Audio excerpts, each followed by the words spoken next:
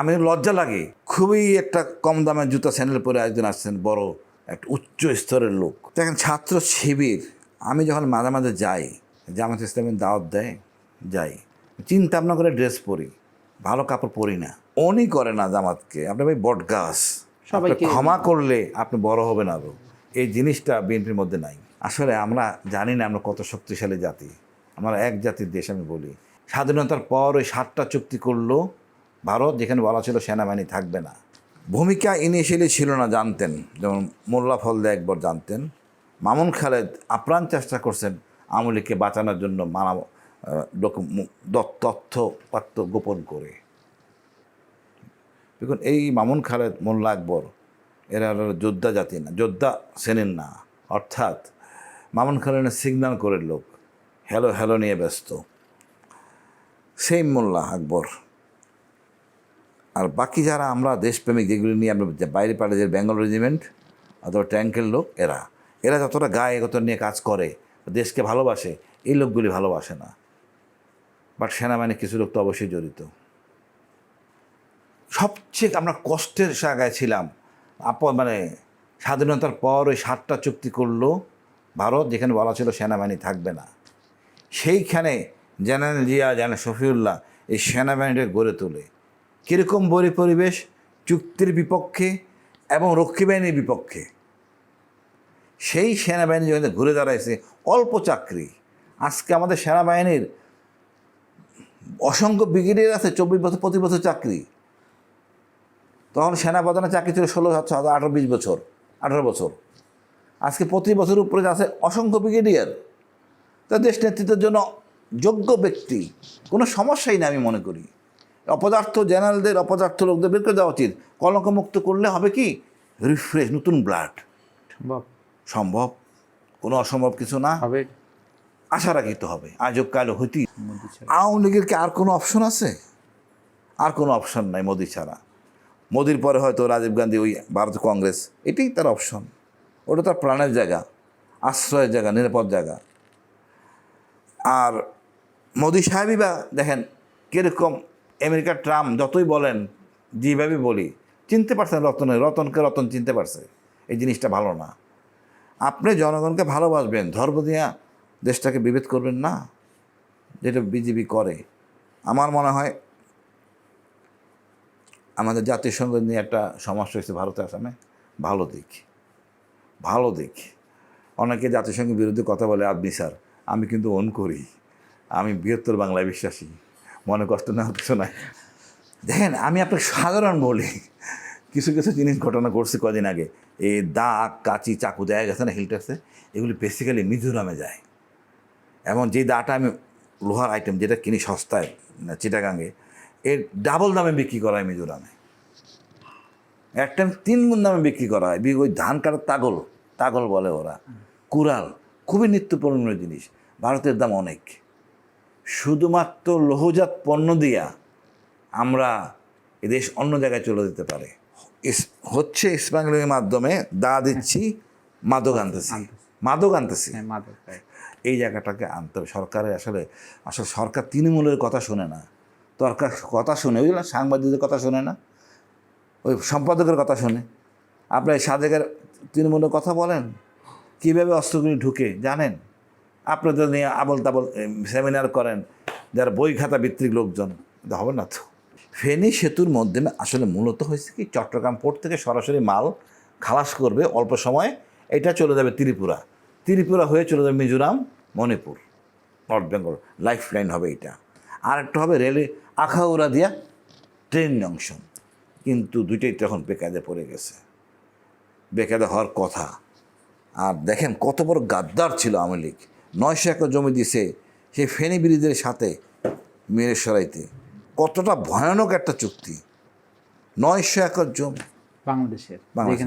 Yes, doctor Yunus আলহামদুলিল্লাহ, সেনাপ্রধান আলহামদুলিল্লাহ একমত, ওখানে একটা ব্রিগেড বানাচ্ছেন। আলটিমেটলি আমরা অনেক কিছু করবো, তো এটা তো প্রশ্নই আসে না। আমরা তো নিয়ে নিছি, মনে হয় দখল করে নিয়েছি আমাদের। আসলে আমরা জানি না আমরা কত শক্তিশালী জাতি। আমরা এক জাতির দেশ। আমি বলি 1% ট্রাইবাল আছে, এটা আমাদের আপন গর্বের। আওয়ামী লীগের বেসিক্যালি ভোটার হলো এই গুলশানে নির্বাচন হয়েছে না হিরো আলমের সাথে, এটি তার ভোটার। বাস্তবিক বাস্তবিক ভোট দেয় কারা? আমি ভোট দিতে যাই নাই এখন পর্যন্ত, চিন্তাও করি না, ভয় লাগে লাইনে দাঁড়িয়ে ভোট দিব, উফ দূরে থাকি। আমার বউ একই, যদিও সাপোর্ট করি কোনো না কোনো দলকে। ভোট দেয় যারা, তারা কিন্তু এই মোবাইল ফোনের জন্য মাইন্ড সেট আপ চেঞ্জ করে ফেলছে। আমার বুয়াও এই মোবাইল ফোনে আছে, সে জানে কে চাঁদাবাজ। আর আওয়ামী লীগ কী করছে, এই গুম খুনের কষ্টের আপনার মাধ্যমে আর কি, বিশেষ করে আপনাদের মিডিয়ার মাধ্যমে যেইভাবে প্রচার হয়েছে, এবং প্রচার না সত্যটা প্রচার হয়েছে। আমরা সব সত্য বলতে পারি না নির্যাতনের, কারণ আমি তো পরিবার নিয়ে বসবাস করি। আমার বাচ্চা বউকে জবাবদিহি করতে হয়, তুমি বলো না কেন এতদিন, এক একদিন এক এক কথা বলো, এক একদিন এক এক কথাই বলতে হয়। এটা কেমনে বলে বাচ্চারা, আমি কেমনে বলি? আমি কোথাও আপনারা বললে তো আমি মিডিয়া দেখে বলবো বাবা আমি দৌড়ে চলে আসবে বাসার থেকে, এই ঘটনা তুমি বলো না আমারে। আসলে সত্য বলা যাবে না।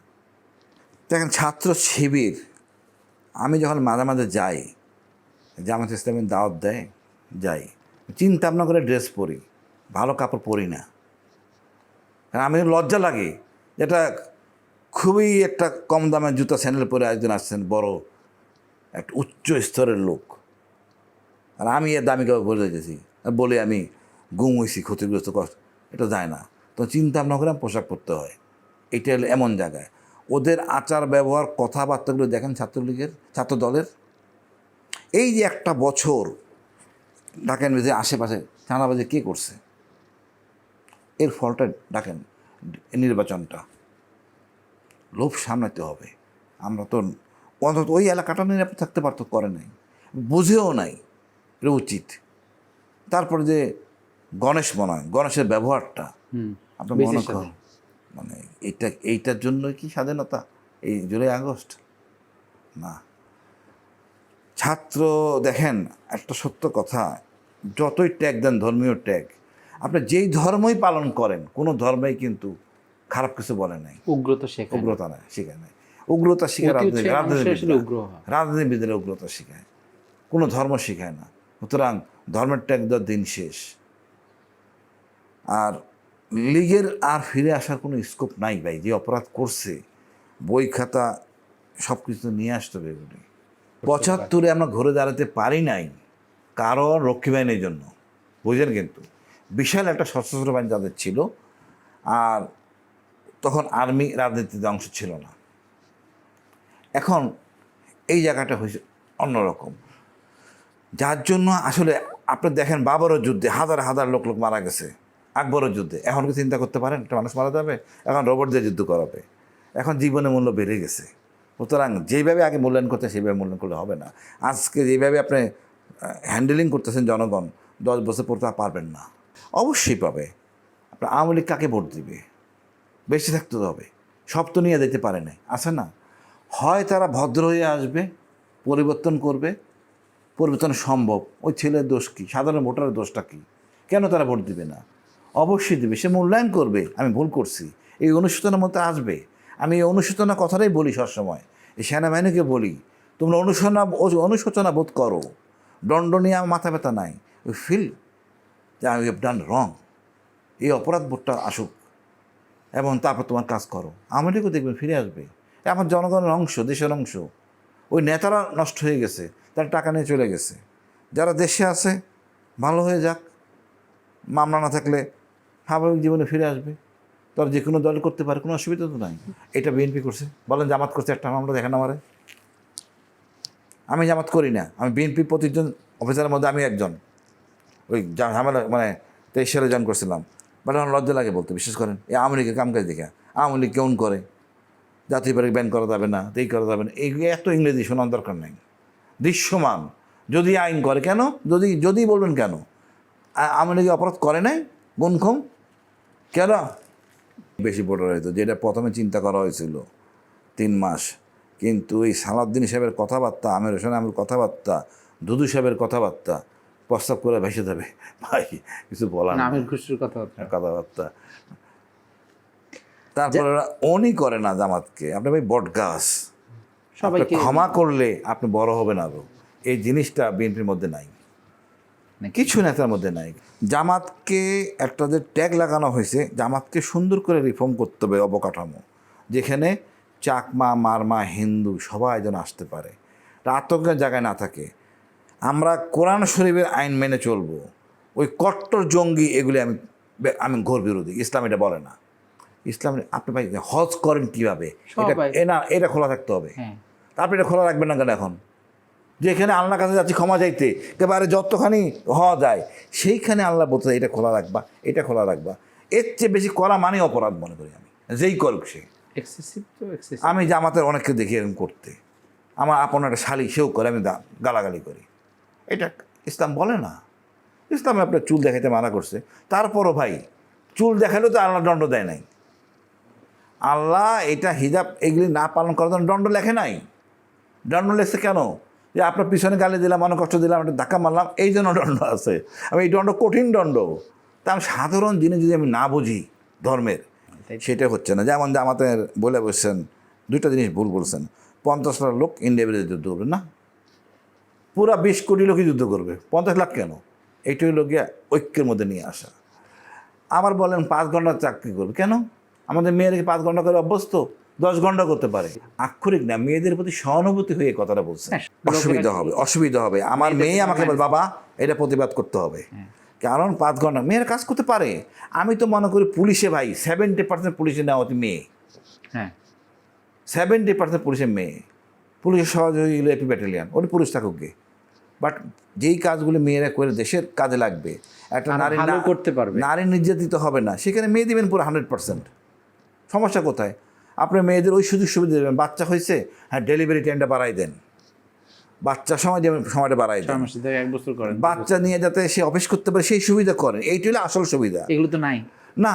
তারপরে মনে করেন তার থাকা খাওয়া এগুলি হবে কম। মেয়েদের চিকিৎসার জন্য সেপারেট লাইন থাকবে, চিকিৎসার জন্য সেপারেট লাইন থাকবে, জানে ফার্স্ট সার্ভ যেটা হয় মেয়েদের, এগুলি কেয়ার নিতে হবে। সেপারেট বাস থাকবে মেয়েদের জন্য। এটা বলে না কেন জামাতের আমির? আমি ইনশাআল্লাহ জামাতে আমিরের সাথে বসবো, দেখা করবো খুব দ্রুত। বলে এই জিনিসগুলি অ্যাড্রেস করে। এটা আমার মেয়ের কথা, বাচ্চার কথা, আমার পরিবারের কথা। আমার বাচ্চা যদি নিরাপদে বাসে আসতে পারে, আপনার সমস্যা কোথায়? আপনি অ্যাড্রেস করবেন। 5 ঘন্টা কেন করবেন?